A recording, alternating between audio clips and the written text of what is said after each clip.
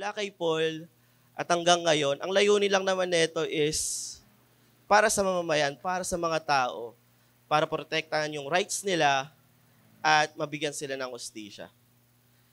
And pag ito ay pinasok ng, alam niyo yun, pag pinasok ito ng korupsyon, panigurado, walang kwentang sistemang ganito. Nabubulok yung sistema pag kinokorap yung sistema. And kaya hindi nagiging patas yung hustisya para sa mahihirap dahil sa mga ganitong sistema, nakukorap ang sistema. And sa kwento ni Paul, ganun din yung naranasan niya. Corrupt ang governor or Roman governor sa babasahin natin. And alam niyo po ba, sa Roman Empire or sa Rome kasi, nangingialam lang ang governor kapag dahil sa lawak ng lugar nila, dahil malaki na kasi yung nasasakupan ng Roman or yung Rome, nangingialam na lang ang governor kapag patungkol ito sa pagbabanta or merong digmaan, patungkol ito sa pagbabanta ng digmaan, or patungkol ito sa mga bayan nilang hindi na nagkakasundo. Kaya kapag ito yung sitwasyon or ganito ang mga problema, sa governor na ang batas kung anong ihahatol niya or parusang gagawin niya. Kaya kapag ang governor ay corrupt, panigurado mahihirapan ang mga mamamayan niya. And sige nga po, try nyo po i-imagine kapag kayo yung nasa situation na nasa korte ka and ikaw witness ka sa oras na yon, tapos merong panunuhol, tapos may pagbabanta rin sa buhay mo, tatayo ka pa rin kaya sa katotohanan? Tatayo pa rin ba kayo pag may panunuhol? Alam niyo po, si Paul, ginamit siyang witness ng Panginoon. Nakita naman natin yan sa last Sunday, di ba? Pinag-usapan natin yan. Sinabi sa kanya ng Panginoon na naging witness kita sa Jerusalem. Tama po ba? Narinig natin yon. And dito, ginagamit din siyang witness ng Panginoon. Hindi niya kailangan ipagtanggol yung sarili niya, hindi niya kailangan ipagtanggol yung Panginoon, pero ginagamit siyang witness ng Panginoon sa oras na yon. And tayo po, ginagamit tayong witness ng Panginoon. Lagi po natin tandaan yan. Pero anong ginagawa natin? Magpapadala ba tayo sa panunuhol? Magpapadala ba tayo sa takot? Kasi papatayin tayo, kasi tatayo tayo sa katotohanan. Natatakot po ba kayo mamatay para sa Panginoon? Yun po yung pag-aaralan natin. Kaya ang title natin, Ikaw bilang Witness. Okay po? Paano ka tatayo bilang witness sa mundong ito? Yun po yung pag-uusapan natin. Sige po, nanyayahan ko po kayo manalangin. Tayo po yumuko. Aming Diyos, Ama, maraming salamat po sa oras na ito dahil muli kami po ay mag-aaral ng iyong salita at tuturuan mo kami, Panginoon. Sa oras na ito, Panginoon, ikay po'y sumama sa amin. Lord, patuloy mo po kami, Panginoon. Patuloy ka, Panginoon, mangusap sa bawat isa, Panginoon, at maunawaan namin mabuti ang katotohanan, Panginoon. So, namin itinataas ang oras na ito sa pangalan ni Jesus. Amen. Okay, ayan. So, may 3 points ulit tayong pag-aaralan ngayon or pag-uusapan. At point 1, tatayo sa katotohanan. So, nasa chapter 24 na po tayo. Again, sa mga wala pa pong, ina-encourage ko po kayo na kung wala pang Bible, meron po tayo dyang Bible na Pinoy version. And yun po yung ginagamit ko ngayon. If wala pa po, ayan, bigyan din po natin yung mga bago dyan if wala pa po. Para mas maganda maging parehas tayo ng version na binabasa. So sa Acts 24 na tayo, verse 1, mag-start tayo. Sabi dyan, ayan, pagkalipas ng 5 araw, pumunta sa Caesarea ang high priest na si Ananias. Kasama niya ang leaders at ang lawyer na si Tertullus. Present nila sa governor ang reklamo nila laban kay Paul. Pinatawag si Paul at inilatag ni Tertullus ang reklamo laban sa kanya. Okay, sino yung dalawang pangalan dito na binanggit? Yung last Sunday nabanggit natin, si Ananias. Last Sunday, ito yung umusig sa Sanhedrin. Right? Siya yun. Yung sinabi pa niya, sampalin nyo nga to. Si Paul, ganun. Pero may bago rin dito, no? Si Tertullus. Di ba, ano yung chicheria ba yun? Tertullus pala yun. Mali pala. Tertullus pala, no? Tertullus. Mali pala. Sorry. Tertullus. And ito ay lawyer siya. Lawyer siya na itong mga nila Ananias, no? So, pero ang gusto ko lang i-emphasize dito kasi pag binasa nyo siya sa ibang version or sa NIV version, sabi dyan, 5 days later, High Priest Ananias went down. Gusto ko lang i-emphasize yun. Kasi ano po, if may map po ako dyan, ang ganda lang po kasi, sobrang, very strategic pala talaga ang lugar ng Israel or ng Jerusalem. Kasi kung mapapansin nyo dyan, puro, nag-gets nyo po ba? Geographical map po siya. So, mapapansin nyo, walang masyadong parang sunog. Wala masyadong grass or green, di ba? Kasi nasa high ground talaga sila. Kapag sa battle po, no, papansin nyo, sino mas advantage? Kapag nasa high ground ka, di ba? Mas mataas yung advantage mo kasi kitang-kita mo lahat. Pagpapanain mo, hindi mo na kailangan ng full force. Right?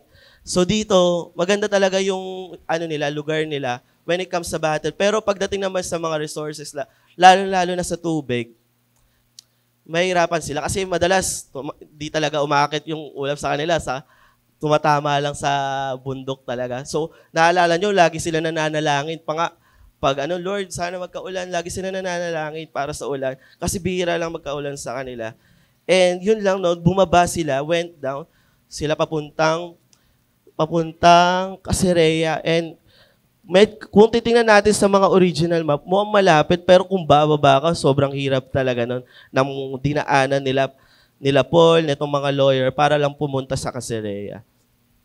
And sabi dyan, may sinabi pa dito sa verse 2, Your Honor, dahil po sa galing nyo sa pamumuno, matagal po tayong nagkaroon ng kapayapaan at nagkaroon ng mga pagbabago para sa ikakaayos ng bayan namin.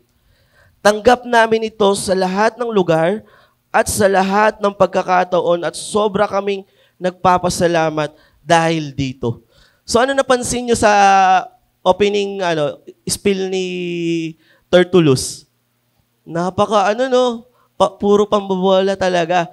And alam nyo po ba, gusto ko emphasize dito yung sinabi niya, yung nagkaroon ng kapayapaan daw sa lugar nila nung si Governor Felix ang namumuno, sobrang ganda daw, may kapayapaan. Pero mapapatanong ka, kung meron talagang kapayapaan, paano nangyari, napakabilis magkaroon ng riot sa bawat lugar na dinumog talaga si Paul, di ba? Sa temple, sinugod siya ng mga tao. Sobrang bilis at wala agad nakaawat para bugbugin si Paul. Binugbog si Paul. And then, kung meron talagang kapayapaan, ba't kailangan ng 470 soldier para lang ihatid si Paul papuntang Caesarea? Kasi may 40 na mga Jew na magbabantang patayin si Paul. Ba't kailangan pa ng ganong karaming soldier kung totoong may kapayapaan, di ba?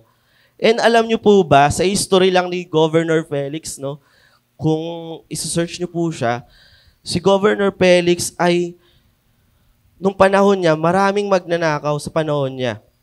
Sa Israel, maraming magnanakaw. And actually, nag-hire pa siya ng mga magnanakaw para patayin ang isang high priest na si Jonathan. So sa tingin nyo po ba, nadudun pa ba yung kapayapaan? Di ba? Wala. So, puro pambobola talaga yung sinasabi ni Tertullus sa oras na ito. And sabi dyan sa verse 4, ayoko pong maabala pa kayo, pero pagbigyan nyo po akong magsalita sandali sa inyo. Delikado ang taong to. Siya ang nag-cause ng maraming riot ng mga Jews sa buong mundo at leader siya ng grupo ng mga Nazarene. Sinubukan niya na rin bastusin ang temple kaya hinuli namin siya.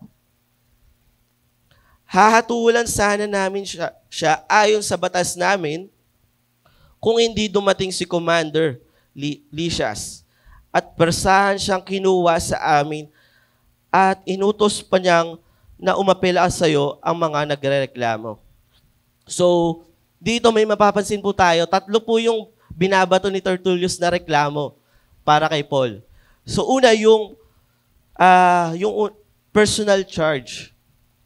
Siya, sabi niya doon, di ba? Siya ang cause ng maraming riot ng mga Jew sa buong mundo. Personal charge. And pangalawa, political charge. At leader siya ng grupong mga Nazarene. At doctrinal charge. Sinubukan niya ring bastusin ang temple, kaya hinuli namin siya. So dito mapapansin nyo, kung totoo itong mga paratang na binabanggit nila kay Paul, delikado ang buhay talaga ni Paul kung mapatunayan ito.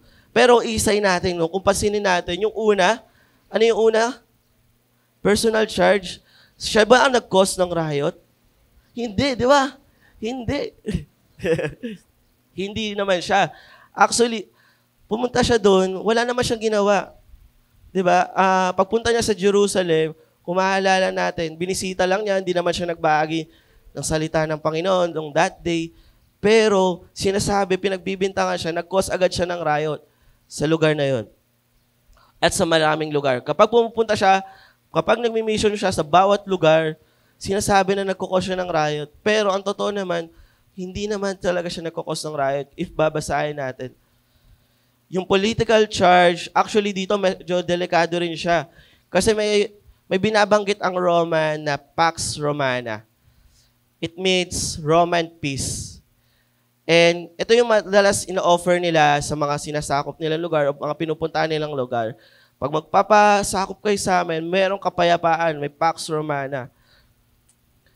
Pero kapag hindi nila tinanggap yung offer ng Romans o ng Rome, panigurado, walang kapayapaan sa lugar nila. And ito yung ginagawa nila sa bawat bayan. Gusto nila ng kapayapaan. E nalaman nila na ginagawa ito ni Paul, na bumubuo siya ng panibagong membro or leader siya ng ibang membro. Para bumubuo siya ng mga rebelde, di ba? Kapag napatunayan ito, delikado talaga si Paul. Pero kung mapapansin natin, wala namang ginagawang, or hindi naman siya nagbabago ng religion. Naniniwala pa rin naman siya sa mga ginagawa ng mga Jew. Yun pa rin naman pinaniniwalaan niya. At yung pangatlo naman is yung pangatlo? Doctrinal charge, right? Ayaw talaga, kaya nila ito yung pinanghuli nila. Ayaw kasi talaga nilang, ito kasi yung mga Roman, ayaw nilang patungkol sa religion, wala silang pakialam dyan. Gusto nila, kapag patungkol lang sa mga digmaan or may problema sa kapayapaan, pero pagdating sa religion, wala silang pakialam dyan. Hinahayaan nilang nila yung mga Jew. Pero dito, binato ni Tertullus, para gusto nila, ibigay na nila si Paul sa kanila. Kami nang bahala dyan. Gusto nila Tertullus or nila Ananias, nung high priest, na sila na ang bahala kay Paul. Kaya binato nila itong pangatlo, yung doctrinal charge. Pero kung papansinin din naman natin, sinabi lang dito, no, kasi yung binanggit sa doctrinal charge, ano ulit yun? Sinubukan niya ring bastusin ang temple. Tandaan niyo, sinubukan lang. Wala silang legit or matibay na ebidensya na ginawa talaga niyang bastusin ang temple. Kasi kung maaalala nyo, yung pumunta siya sa temple, akala lang nila kasama ni Paul is yung mga taga-Ephesus, right? Kasi nagpakalbo nga, kaya akala nila, hindi na nila namukhaan kasi nagpakalbo. Pero akala lang nila yung wala silang matibay na problema. And yung mga galing Asia, hindi na sila nagpakita dito sa hearing na to. Kaya wala talaga silang pruweba or matibay na ibabato para kay Paul. Kaya hindi rin talaga ito matanggap ng Roman or ng governor. At ngayon, syempre dito magiging balanse talaga si Felix or si Governor Felix. Sabi niya diyan, sabi pa ni Tertullus, kung iimbestigahan ninyo mismo ang taong ito, malalaman nyo lahat ng mga reklamo namin laban sa kanya. Nakisali rin ang mga Jew at sinabing totoong lahat ng reklamo laban kay Paul. So may mga gatong talaga. Hindi lang, kumbaga nag-iisa lang talaga dito si Paul sa oras na ito. Kasi lahat ng nakikinig, if imagine natin, nasa gitna si Paul, and then lahat ng mga audience and lawyer and yung governor, siya lang talaga yung mag-isa dito. na witness ng katotohanan. At yung mga Jew, nakikipatong pa talaga, ganun. Totoo yung sinasabi ni Tertullus. And makikita natin dito, ang lakas din talaga ng loob ni Tertullus, no? Sobrang lakas ng loob niya kasi, sige po, kayo, imbestigahan nyo mismo. Kayo mismo mag-imbestiga. Pero kahit imbestigahan naman talaga ng governor, wala rin naman talaga makukuha. Pero ang lakas ng loob lang talaga ang meron si Tertullus dito sa oras na to. And dito, kung titingnan natin yung part ni Governor Felix, mahirap sa part niya ang mag-decide talaga kung ano ang katotohanan. Kung kayo ang nasa sitwasyon ni Governor Felix, paano mo ibabalanse ang bawat desisyon, no? Sa katotohanan ka ba? Or sa sarili mo lang intensyon? Kasi makikita natin yung ugali dito ni Governor Felix. Yung may sarili siyang intention talaga eh. Hindi yung mag-decide para sa hinahatulan. Paano ka magiging fair sa bawat desisyon mo? Kung kayo ang kay Governor Felix, kung kayo ang nasa sitwasyon ni Governor Felix. And paano naman kung kayo ang nasa sitwasyon ni Paul? Sa oras na yun, ikaw lang mag-isa. Tapos naririnig mo, puro kasinungalingan, di ba? Maririndi ka talaga, ano to? Pero makikita natin kay Paul, wala siyang sinabi, hindi man lang siya nagsalita na, if nanonood kayo ng mga pelikula or mga palabas, pag yung lawyer or yung nasa hearing yung situation, kapag puro kasinungalingan kayo sinasabi ng lawyer, di ba nagre-react agad yung tao? Feeling mo parang ganun, no? Kung ikaw yung nasa sitwasyon, tapos narinig mo puro kasinungalingan, ano ka talaga yun? Sinungaling yan, hindi naman yung ginagawa ko. Pero si Paul, nanahimik lang siya. Kasi nagtitiwala siya sa sinabi sa kanya ng Panginoon na ikaw ay gagawin kong witness. Naging witness kita sa Jerusalem. At yun yung pinangahawakan ni Paul na katotohanan. Wala siyang binanggit, tahimik lang siya, nakatayo lang siya doon, tatayo lang siya sa katotohanan. Ayan. So, pangalawa, maninindigan sa katotohanan. Ayan.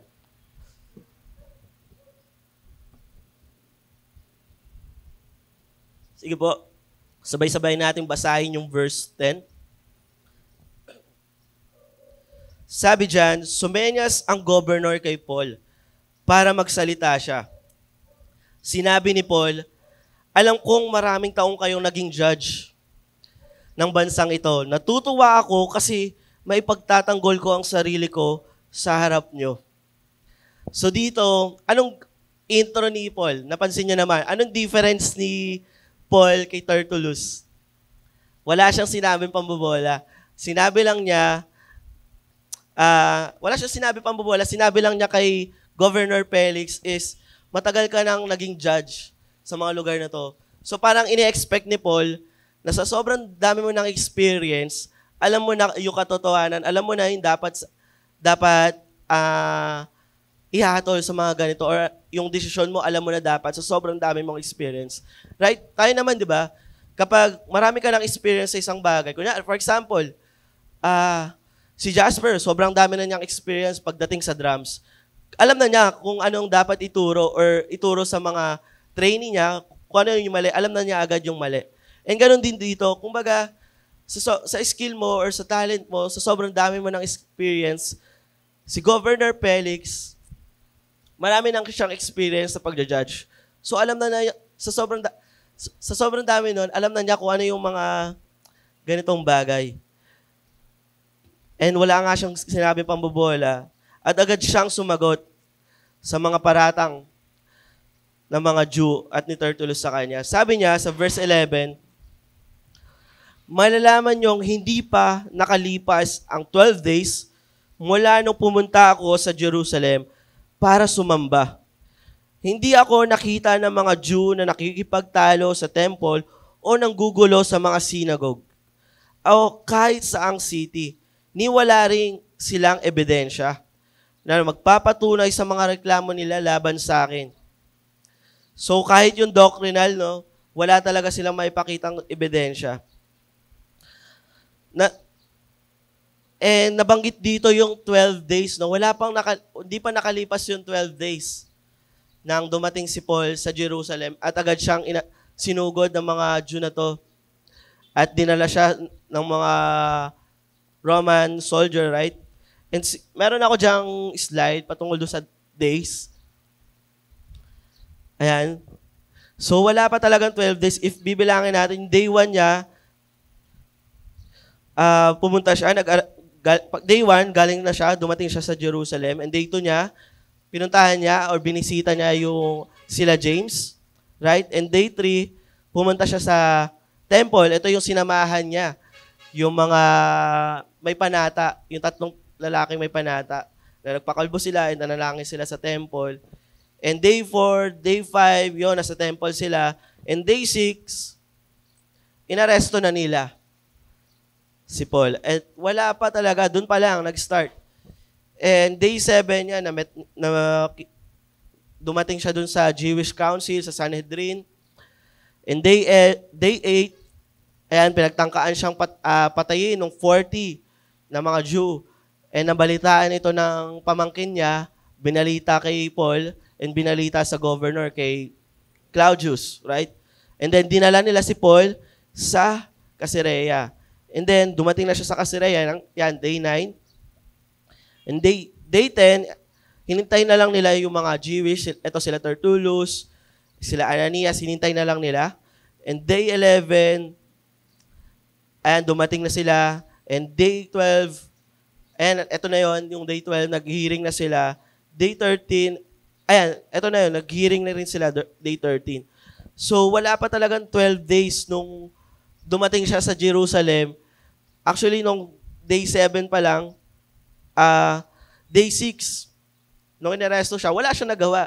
Wala pa siyang ginagawang panggugulo talaga sa Jerusalem. Pero yung binibitang sa kanya, nanggugulo siya. Nag-i-start siya ng riot sa bawat lugar. And bumubuo siya ng mga membro sa Nazarene. Pero wala pa naman siyang 12 days. Hindi pa naman siya ganun katagal doon sa lugar na yon. Pero yung mga pinangbibintang sa kanya, sobrang labo talaga. Sabi dyan sa verse 14, pero ito ang aaminin ko sa inyo.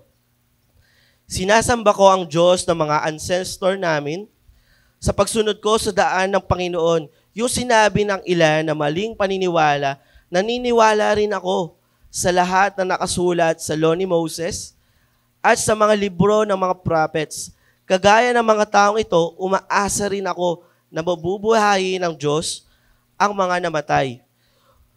Mabuti man o masama, kaya nagsisikap ako magkaroon ng malinis na konsensya sa harap ng Diyos at mga tao. Ilang taon akong wala sa Jerusalem. Bumalik ako ngayon para magbigay ng tulong sa mga kababayan ko at para mag-offer ng sacrifice. Habang ginagawa ko to, nakita nila ako sa temple pagkatapos kong kumpletuhin ang ritual ng paglilinis. Wala akong kasamang grupo ng mga tao at wala ring gulo. Pero nandun ang ilang Jew na galing sa Asia. Sila ang dapat mag-present sa inyo ng reklamo nila laban sa akin kung meron man. So dito, no, yung mga taga-Asia talaga hinahanap niya. Tinutulungan niya pa nga eh. Tinutulungan pa ni Paul.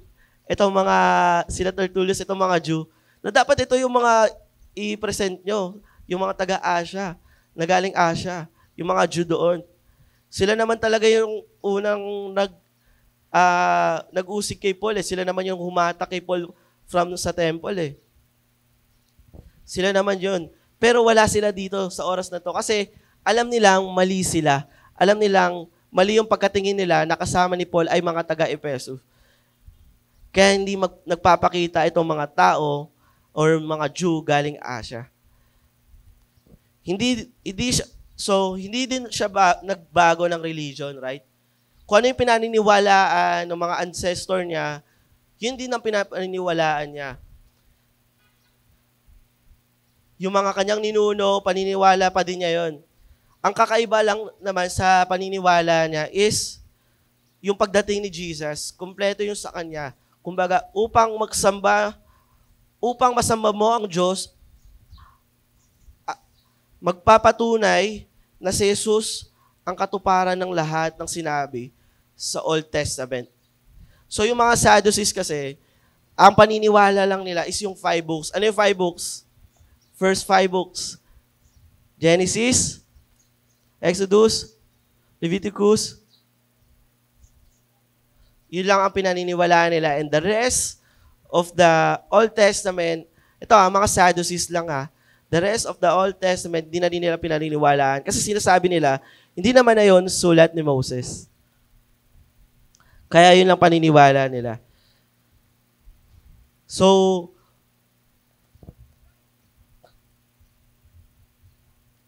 hindi sila naniniwala sa resurrection. Kaya nang makaharap din nila si Jesus, yung mga Sadducees, nung makaharap nila si Jesus, hindi rin sila naniniwala. Kung sasabihin naman nilang sinungaling si Paul, parang sinabi naman din nila sinungaling ang mga Pharisees, right? Kasi ano ang pinaniniwala ng Pharisees? Naniniwala sila sa resurrection, sa muling pagkabuhay. So magkakagulo talaga sila dito. Sila Paul at yung mga noon pa man na mga Christian, hindi naman nila sinabi na nagbago sila ng religion or hindi sila naniniwala na iba sila sa mga Jew, iba sila sa paniniwala ng Jew. Ang sinasabi lang nila, yung paniniwala nila is kumpleto dahil kay Jesus. And tayo din naman, naniniwala po ba kayo kay Jesus? Amen, right? Kaya kung hanggang ngayon, yung paniniwala natin is patungkol lang sa religion, kung ang kaligtasan ay patungkol sa religion, kung yun po ang paniniwala nyo natin, nakakaawa po tayo.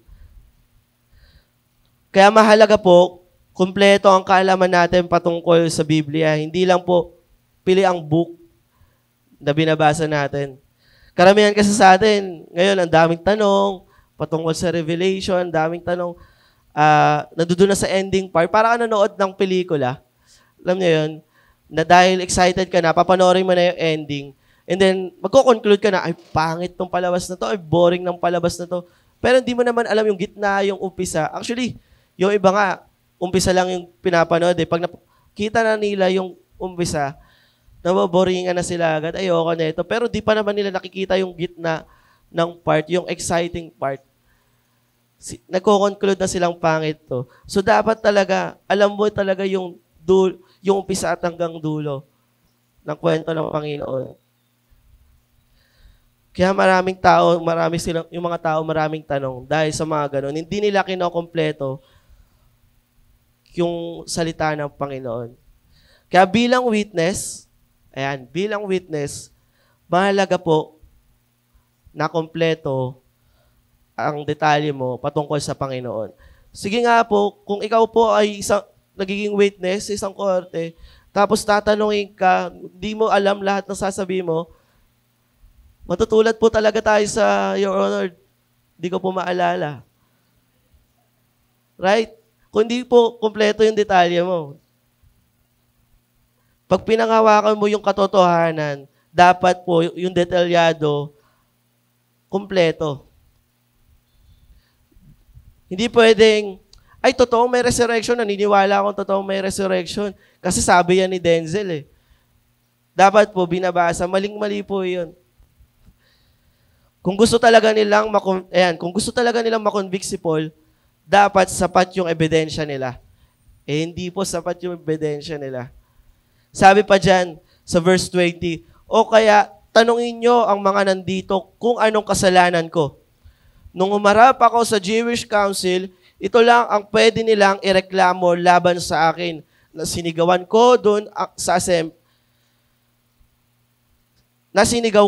sa assembly. Hinatulan ako ngayon kasi naniniwala akong mabubuhay ulit ang mga namatay. So, napansin nyo dito, buti na lang hindi binanggit ni Paul. Buti na lang ang binanggit lang ni Paul, yung sinigaw niya sa assembly. Hindi niya binanggit yung sinampal siya. Pinasampal siya ni Ananias, right? Kasi kung binanggit niya yon, tapos nalaman ng Roman governor yon, o nalaman ng mga Roman soldier yon, panigurado, delikado agad ng mga tapos agad ang laban. Yari sila kasi Roman citizen si Paul Tapos sasampalin nila si Paul. Lagot na lagot talaga sila. Pero hindi yun binanggit ni Paul. Alam niyo, tinuturing pa rin talaga niya Hindi ganun yung style niya. Tinuturing pa rin talaga niyang kapatid kahit na mga kalaban niya ito sa hearing, kahit na inuusig siya ng mga taong to, tinuturing pa rin niyang mga kapatid ito at hindi niya nabinanggit yung bagay na yun. Nakita natin dito, tinutulungan pa talaga niya eh. Tinutulungan pa talaga ni Paul na dapat ito yung ibanggit nyo dito. Yung sinigaw ko doon sa assembly na plastic si Ananias. Pero hindi nila binanggit yun. Si Paul, naninindigan pa rin si Paul sa kanyang paniniwala patungkol sa resurrection. Nagsalita siya, hindi para ipagtanggol, okay? Hindi para ipagtanggol ang sarili niya, hindi para ipagtanggol ang Panginoon. Nagsalita siya bilang witness na merong resurrection. Yun ang katotohanan. Kayo po, paano nyo po ito i-apply sa pamumuhay nyo? Paano kayo naninindigan sa katotohanan? Or paano kayo magiging witness sa katotohanan? Napapaisip po ba kayo? Nagagawa nyo po bang ipakilala ang Panginoon sa kilos nyo, sa salita nyo, sa gawa nyo? O sarili pa rin natin yung pinapakilala natin? Mayabang ako eh, ito ako. Di nakikita ang Panginoon. Paano ka maninindigan? Paano mo ipapahayag ang Panginoon sa mundong ito? Sa panahon ngayon, maraming mapapanlin lang, pwede ka maloko. Sobrang dami ng resources ngayon. Madaling maloko ang mga tao sa mga ibang katotohanan. Marami ka nang pwedeng paniwalaan sa ngayon, marami ka din pwede ka rin maraming tanong. Sa mga ganitong sitwasyon, sinasabi ng Panginoon, magpatuloy ka lang, hanapin ako, just seek Jesus. Isik mo lang, Lord. Kung titignan mo ay puro mali, right? Kung titignan mo ay puro mali, ano ang mangyayari? Puro mali na lang din ang mapapansin mo. Tama po ba? Napapansin niyo po ba yun? Pag naiinis ka na sa isang tao, di mo na talaga makikita yung tama sa kanya. Kaya kung ganun tayo sa Panginoon, puro na lang tayo tanong, puro na lang tayo mali na nakikita. Mali na po talaga makikita natin. Pero kung patuloy mong isisik ang Lord, patuloy mo hahanapin ang Panginoon, makikita mo ang katotohanan at magiging witness ka, maninindigan ka sa katotohanan. Yun po ang pangalawa natin. So pangatlo, mananatili sa katotohanan. Sabi dyan sa verse 22, kahit maraming alam si Felix tungkol sa daan, tinapos na niya ang hearing. Sabi niya, magdidesisyon ako sa kaso mo pagdating ni Commander Lysias o ni Claudius. So, alam niyo po, if babasahin natin itong mabuti, napakalaki ng pagkakamali ang ginawa ni Felix. Alam na niya yung katotohanan, binanggit dito, marami na siyang alam patungkol sa daan, pero yun hindi pa rin niya tinatanggap yung katotohanan. Meron na siyang pagkakataon, nandoon na yung chance niya na makilala ang Panginoon, pero takot siya sa mga bagay na to. Sabi dyan sa verse 23, tapos inutusan niya ang officer na bantayan si Paul, pero wag siyang higpitan at hayaang dalawin siya ng mga kaibigan para ibigay ang mga kailangan niya. So kahit na sinigurado niya si Paul na okay, maganda yung lugar talaga ni Paul dito, maluwag, kumbaga hindi siya pinag-higpitan, yung maganda yung pinag-i-stayan niya, sinisigurado nilang babantayan nila sila Paul, and makakabisita yung mga kaibigan niya. Pero nangyari to sa dalawang taon, nag-stay si Paul doon. And hindi man sinabi ko ano yung literally na nangyari sa 2 taon, pero siguradong si Paul, nagbahagi siya sa mga tao na nakasalumuha niya. Kahit nakakulong na siya, nagbabahagi pa rin siya sa mga sundalo doon, mga nagbabantay sa kanya. Pinapahayag pa rin niya yung mabuting balita. Sabi sa verse 24, pagkalipas ng ilang araw, dumating si Felix kasama ang misis niyang si Drusilla. Na isang Jew, pinatawag niya si Paul at nakinig siya sa mga sinabi nito tungkol sa pananalig kay Christ Jesus. At nung nagsimula ng magsalita si Paul tungkol sa pagiging matuwid, pagpipigil sa sarili, at ang darating na paghahatol ng Diyos, natakot si Felix kaya sinabi niya, umalis ka muna, ipapatawag na lang ulit kita pag may time na ako.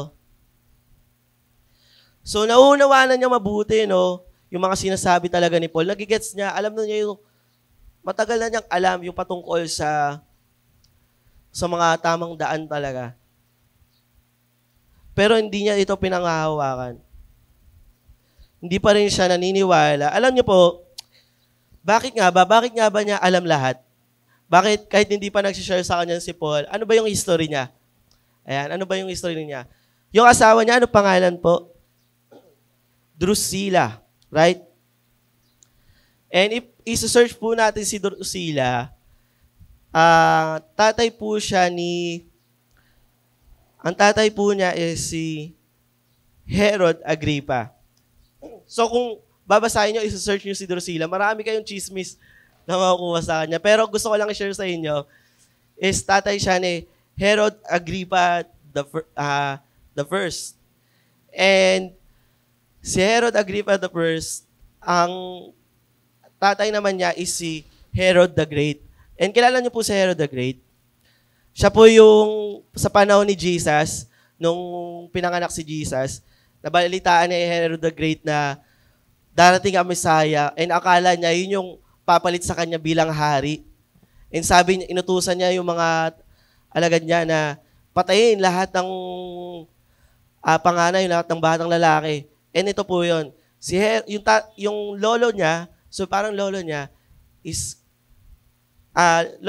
lolo niya si Herod the Great, si Drusilla, okay? So, maaaring kinikwento na niya to ni Drusilla kay Felix, kay Governor Felix. And si Drusilla po, alam niyo po, yung panahon naman ni Stephen, panahon naman ni Stephen, alam na din yung tungkol doon. Yung binato, pinagbabato si Stephen, habang nagbabahagi ng salita ng Panginoon, alam din niya ang pagtungkol doon. Kasi nangyari yon nung panahon na pinanganak siya. And alam niyo po yung patungkol naman kay James, utos po yon ng tatay niya. Yung pagkapatay kay James. Kaya maaaring nasabi na niya talaga lahat kay Felix yung patungkol dito. And ano naman yung meron kay Felix? Ano naman yung patungkol kay Felix? Kay Governor Felix. So dati si Governor Felix is slave lang siya. Pero nag-level up,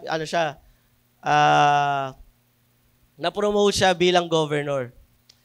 And then, dahil nagkaroon na siya ng power, actually, dinescribe siya as a cruel, licentious, and base. Ito po, cruel, parang brutal talaga siya kung mamuno. Then, licentious, meron siyang ugali na very immoral, or pagdating sa sexual behavior niya, malala po talaga siya.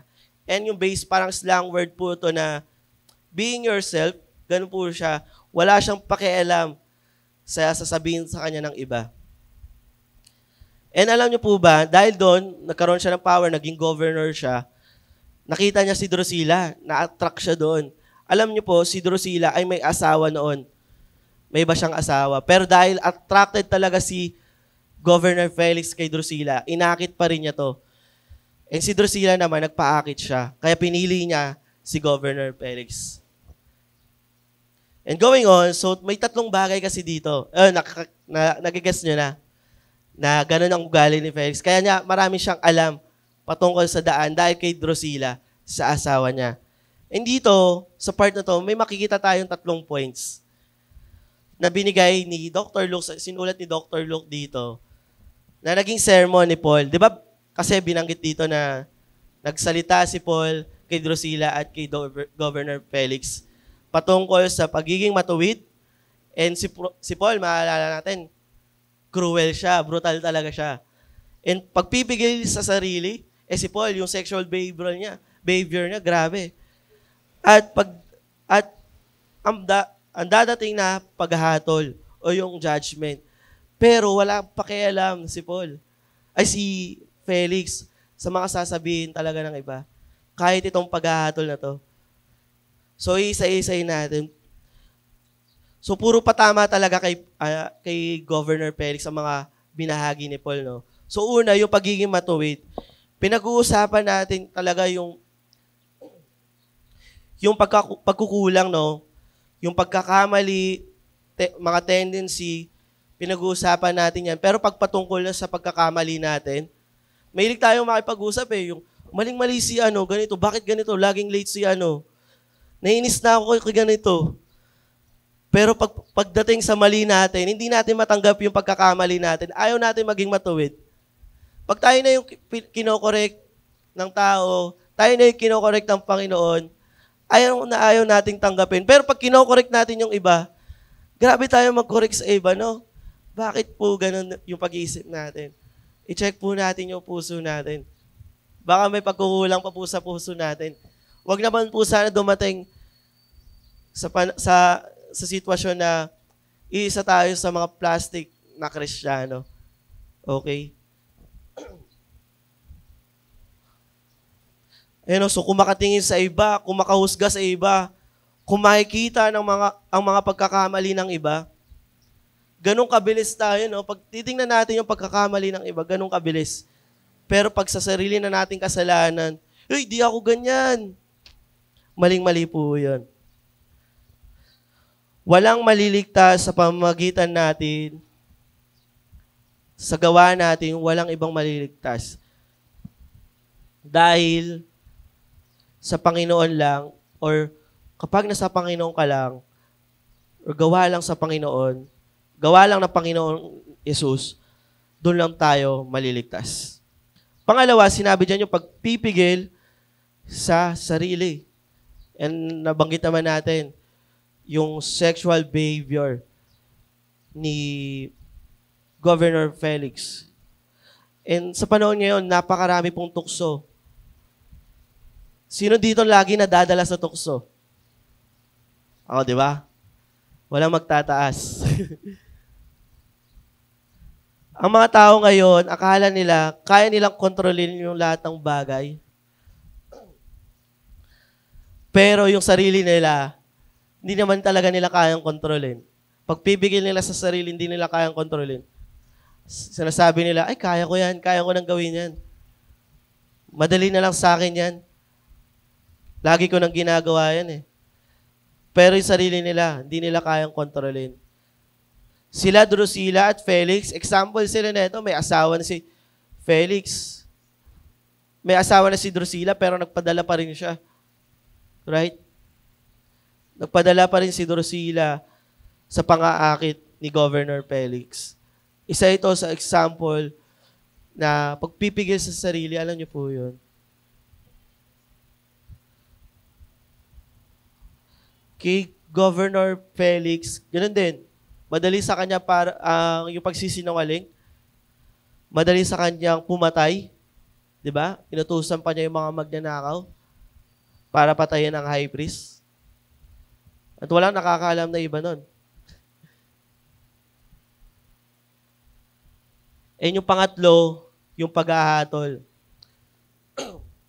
ng Diyos. Maaring ikinuwento na sa kanya talaga, maaring ikinuwento niya na isang araw, kwento ni Paul, na isang araw, darating yung panahon na may paghahatol sa buong mundo.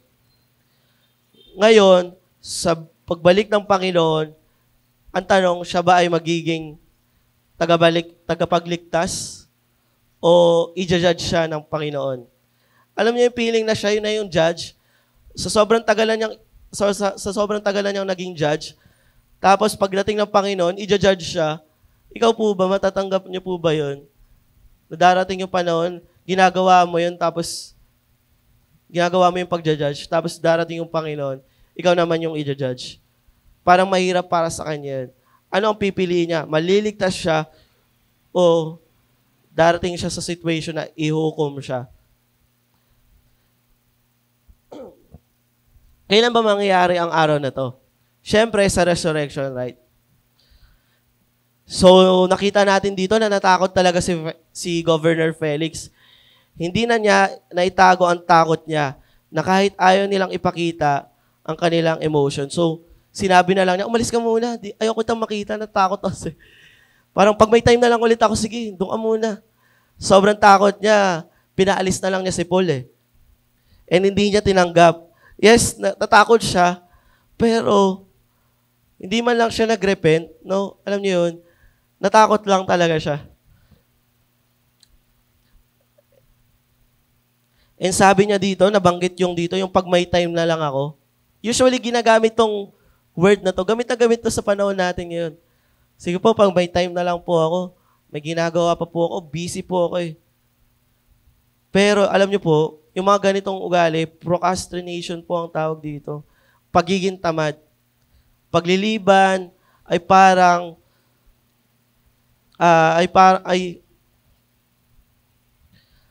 ayan, ang pagliliban ay ang pagnanakaw ng kaluluwa. Alam niyo po 'yon. And ang pinakamagandang oras para maligtas po, alam niyo po ano po sa tingin niyo po?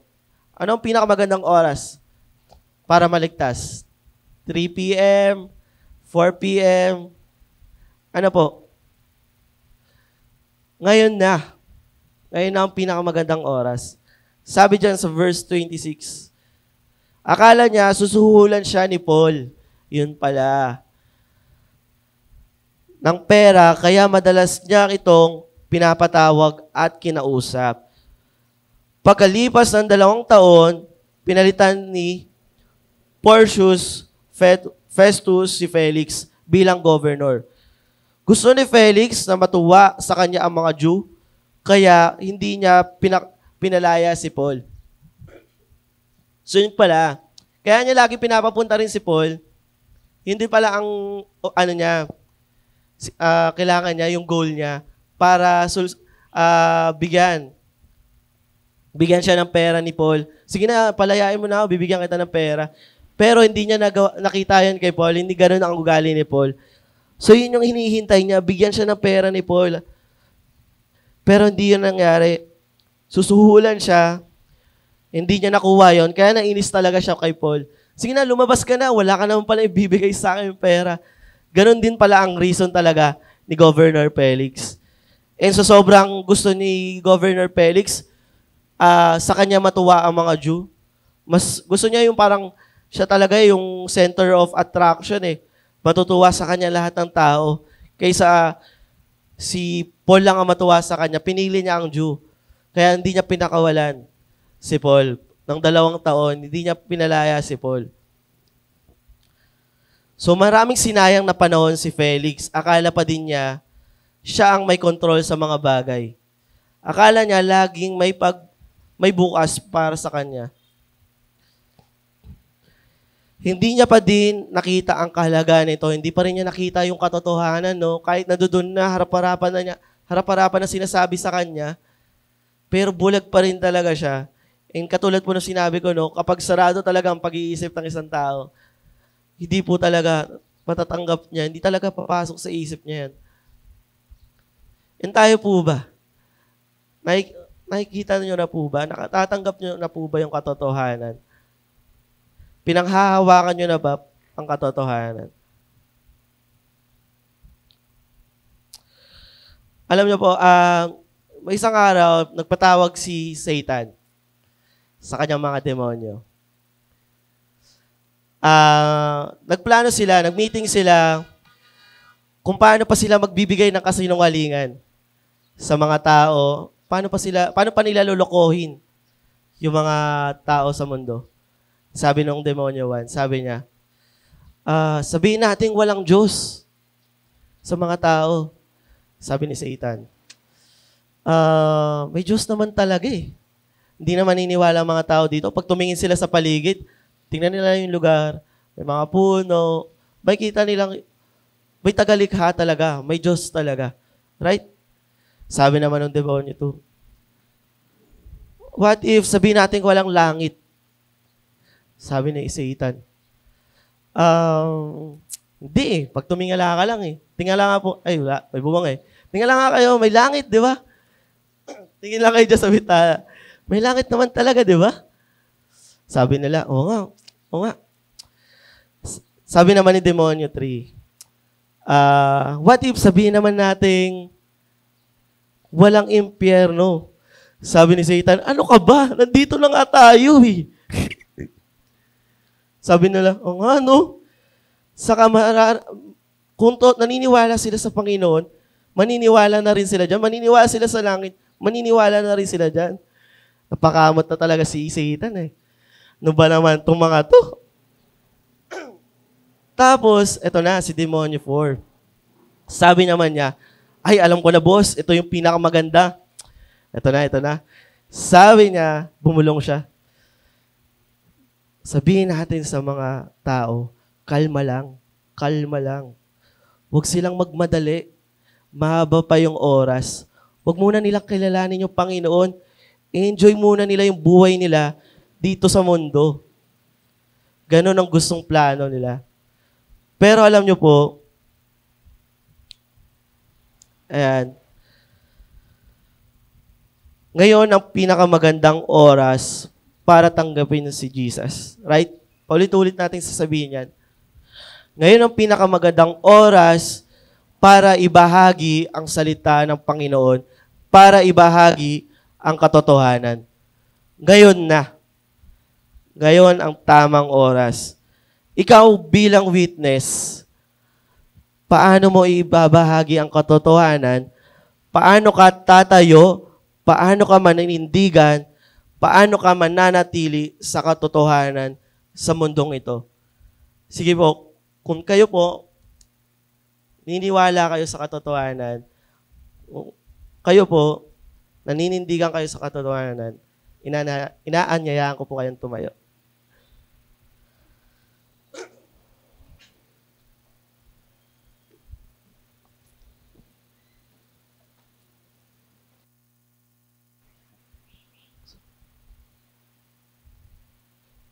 Sige po, sa lahat po nagtitiwala sa Panginoon, mahalaga po na maging malinaw sa atin yung katotohanan. Maging malinaw at maninindigan, tatayo at maninatili sa katotohanan. Yan ang mensahe sa atin ng Panginoon. Ikaw bilang witness. Sige po, tayo po yung manalangin.